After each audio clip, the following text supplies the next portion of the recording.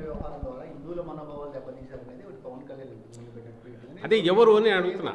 సనాతన బోర్డు కూడా ఏర్పాటు చేయాలనేది డిమాండ్. ఆయన సనాతన బోర్డు పెట్టమనండి, ఇంకేదన్నా పెట్టమనండి, కానీ ఈ పర్టికులర్ సబ్జెక్ట్ మీద ఆయన రాసిన దాంట్లో కూడా ఈ కల్తీ అనేది అనడం అనేది ఏ బేసిస్ మీద అన్నాడు, లెట్ హిమ్ ప్రూవ్. ఇప్పుడు మేము మాట్లాడాలంటే మాకుండే ఆధారం నీ రిమాండ్ రిపోర్ట్, అది చూసి చెప్తున్నాం. మేము గవర్నమెంట్లో ఉంటే రిపోర్ట్స్ ఏమైనా వస్తే అవి చెప్పుకొని పెట్టేవాళ్ళం. ఇప్పుడు మా దగ్గర ఏమీ లేదు. నువ్వు కొట్టే దెబ్బల్లో ఏమి కనపడుతుందో దానికే రిప్లై ఇవ్వగలం. ఉండేదంటూ చూసావు. నువ్వు ఏ బేసిస్ మీద చెప్తున్నావు? కల్తీ అనేది నువ్వు ఎస్టాబ్లిష్మెంట్ ఎప్పుడై ఉంటుంది అయితే నీకు అది యాక్షన్ అక్కడ తీసుకునే కదా రిజెక్ట్ చేశారు. దాన్ని బ్లాక్ లిస్ట్ ఎందుకు చేశారు? వైవి సుబ్బారెడ్డి ఉన్నప్పుడు ఆ పర్టికులర్ కంపెనీ అది కల్తీ అనేది అడల్టరేషన్ ఉంది, quality standards up to the mark లేవని. ఆ తర్వాత నువ్వంటున్నది వాడు ఇంకొక కంపెనీ ద్వారా వచ్చారని. ఒకవేళ అది పట్టుకుంటే దానికి ఏదో పనిష్ చేయొచ్చు, there is a procedure release ఉంది. రెండవది వాడి ద్వారా వచ్చినప్పుడు ఏమి చేశాడనేది మూడో పాయింట్. అందులో నువ్వు ఒకసారి ఏమో పాము లేనంటావు, ఒకసారి అది పాము అది లేదు మొత్తం కల్తీ కెమికల్స్ అంటావు, ఒకసారి ఏమో దాన్ని ఎన్డీడీబీ దీంట్లో దొరికిందంటావు. మరి ఇప్పుడు నీ దాంట్లో ఎన్డీడీబీ సేమ్ క్వాలిటీ స్టాండర్డ్స్కు can the supplies now being done, will they meet ఆ క్వాలిటీ స్టాండర్డ్స్ డైలీ వచ్చేవి? I doubt.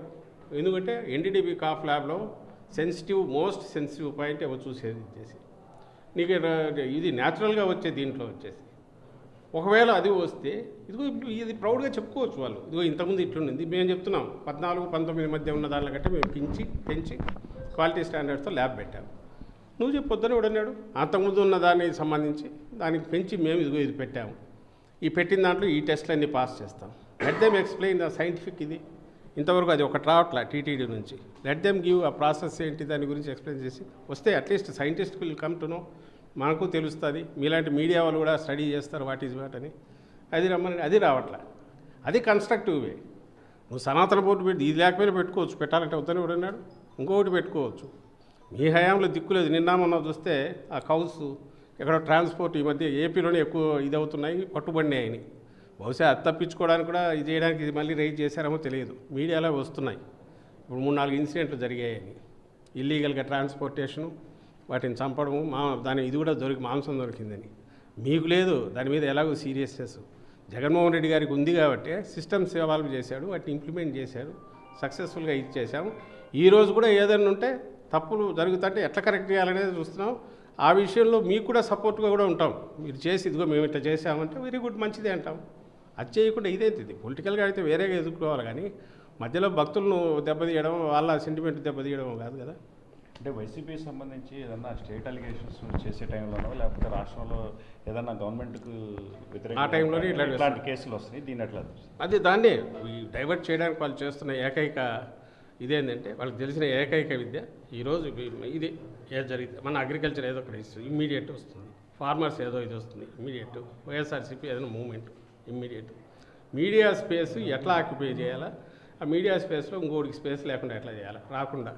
లేదా ఇటు లాగినామనుకో, ఇప్పుడు మేము ప్రచారం చేయాల్సి రేపు మెడికల్ కాలేజ్ దీనికి జనం రండి ఓహో అని మేము పిలవాలి. దానికి సందు లేకుండా ఇట్లా కొట్టారనుకో, ఈ దాడిని తట్టుకోలేక దీనికి ఆన్సర్ ఇచ్చుకుంటూ పోవాలి. ఆ మేరకు వాళ్ళ అజెండా ప్రకారం డైవర్షన్ దీనికి ఉపయోగపడుతుంది. ఇంక ఇది మొత్తం ఇంత దిక్కుమాలిన ఆలోచన తప్ప ఇంక వేరే దీంట్లో ఏమీ లేదు. కానీ ఆ దిక్కుమాలిన ఆలోచనకి దేవుడిని కూడా వాడుకోవడం అనేది డేంజరస్. నేను మళ్ళీ చెప్తున్నా కదా, జగన్మోహన్ రెడ్డి గారి మీద విషయం తప్ప ఇంక వేరే రాదు. అసభ్యంగా బిలో ది బెల్ట్ బూతులు మాట్లాడడం తప్ప వాళ్ళకి వేరే రాదు. వైఎస్ఆర్సీపీని ఉద్దేశించి అట్లే ఉంటాయి, మా నాయకులు ఉద్దేశించి అట్లే ఉంటాయి. ఇవన్నీ ఉన్నాయి. ఇవన్నీ సరే ఏదో తట్టుకుంటాం స్ట్రైట్ ఇదేని. ఎందుకంటే జనంలో అభిమానం ఉంది, జనం చూసుకుంటారు. జగన్ గారికి ఉన్న ఆదరణ అట్లే ఉంది. కానీ మధ్యలో వీళ్ళు ఏం చేశారు, భక్తులు ఏం చేశారు? పైగా వాళ్ళ మనోభావాలు మేము దెబ్బతీసామని నువ్వు వాళ్ళను రకరకాలుగా నువ్వు తిన్న లడ్డు నిన్న ట్వీట్ చూస్తే అది ఖచ్చితంగా టీడీపీ ఆఫీస్లో తయారైంది. 10-12 మంది పేరు మీద ఇంగ్లీష్లో ఒకే ట్వీట్, డిఫరెంట్. వాళ్ళు ఎవరు పార్టీ వాళ్ళు, ఆ పార్టీ వాళ్ళు కాదు, డిఫరెంట్ వాళ్ళు, ఇన్ఫ్లుయెన్సర్స్ లాంటి వాళ్ళ పేరు మీద పెట్టి వచ్చిందంటే అది ఎక్కడ తయారై ఉంటుందండి? వామా ఫుల్ స్టాప్ దగ్గర ఒకే రకంగా వస్తాయి. సో నువ్వు వాళ్ళకి పెట్టించి జనం మెదళ్ళలో రాంగ్ ఇన్ఫర్మేషన్ పంపిస్తున్నావు. నువ్వు కంక్లూజన్కు నువ్వు చెప్పేస్తున్నావు. అది 19-24 మధ్య మీరు తిన్న లడ్లు వాంతి చేసుకోండి, ఇప్పుడు ఏదేదో దాంట్లో ఏమేమి కల్తీ ఉందో గురించలేమండి, జంతువుల కొవ్వు వరకు అని మళ్ళీ మాట్లాడుతున్నారు. అది వినడానికి ఎట్లుంటుంది? ఆ ఫీలింగ్ ఎట్లుంటుంది, ఎంత అన్యాయంగా ఉంటుంది. ఇది సామాన్య ప్రజలు దానికి గురి చేయడం భావ్యమా? చంద్రబాబు నాయుడు గారు ఆలోచించుకోవాలి. కుటుంబ ప్రభుత్వం వచ్చిన తర్వాత దేవాలయాల్లో జరుగుతున్న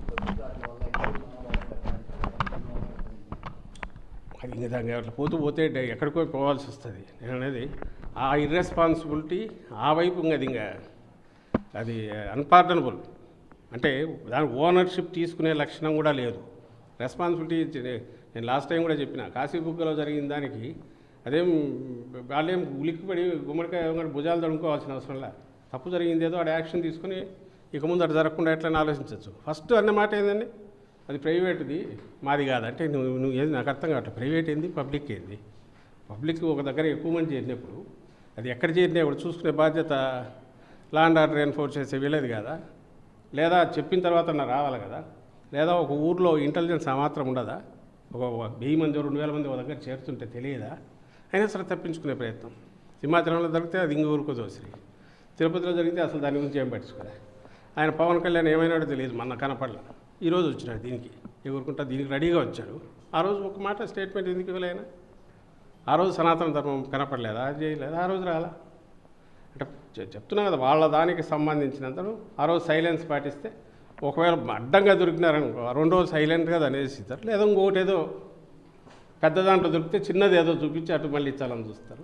లేకపోతే మా మీద ఏదైనా దొరుకుతుందని చూస్తారు. ఏదో ఒకటి చేసేసి. సో వీళ్ళకి తెలిసిన విద్య అది ఒకటే, దాన్నే ఫాలో అవుతున్నారు.